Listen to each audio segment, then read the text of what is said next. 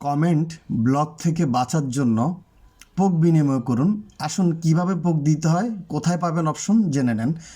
ভিডিওটা যদি ভালো লাগে ফেসবুক থেকে দেখে থাকেন লাইক কমেন্ট শেয়ার করে দিবেন, আর যারা ইউটিউব থেকে দেখতেছেন তারা অবশ্যই সাবস্ক্রাইব করে বেল বাটন বাজিয়ে দিবেন। তো আমরা চলে গেলাম আইডির উপরে সার্চ বারে।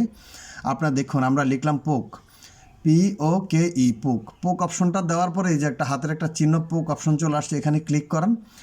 ক্লিক করার পরে এই যে দেখুন শো করতেছে এখন আমার আইডি, কারা কারা আমাকে পোক দিচ্ছে। জাহিদুল ইসলাম, আব্দুল জামান, এই যে আমি তাদেরকে এখন পোক দিব। সি অলে ক্লিক করলাম, কারা কারা আমাকে পোক দিছে আমি কাদেরকে ব্যাক দিলাম। এই যে দেখুন আমি পোকগুলা এক এক করে দিচ্ছি।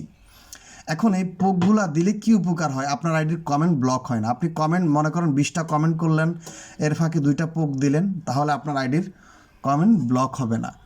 এই পোক সিস্টেমটা আগে কিন্তু আমাদের ছবির নিচে ছিল প্রোফাইলে, কিন্তু এটা তুলে নিছে, সেটা সার্চ বারে দিয়ে দিছে ফেসবুক, কারণ ফেসবুকটা এখন অনেক আপডেট। আমি এ লিখলাম, দেখেন এ নামে যতগুলো আইডি আছে চলে আসছে। আমি আবার বি লিখব, ঠিক আছে, বি নামের যতগুলো আইডি আছে সব চলে আসবে। এইভাবে আপনি আপনার বন্ধুদের সাথে প্রতিনিয়ত পোক বিনিময় করেন। পোক দিলে আপনার আইডিটা সচল থাকে। পোক মানে হচ্ছে খোঁচা দেওয়া। পোক দিলে ফেসবুক মনে করে আপনি অ্যাক্টিভ আছেন এবং আপনার আইডিটা কখনো কমেন্ট ব্লক করে না। আশা করি বুঝতে পেরেছেন।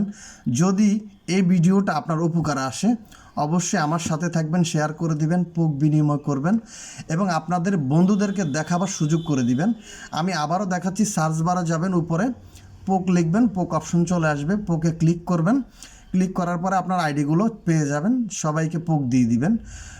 সবাইকে দিতে পারবেন না, 50টা পার ডে দিতে পারবেন, 20টা দিতে পারেন, 10টা দিতে পারেন, আপনার খুশি।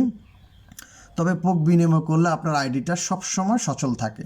পোক শব্দের অর্থ হচ্ছে খোঁচা দেওয়া। খোঁচা দেওয়া মানে হচ্ছে আপনার আইডিটা অ্যাক্টিভ আছে, ফেসবুক বুঝতে চায়।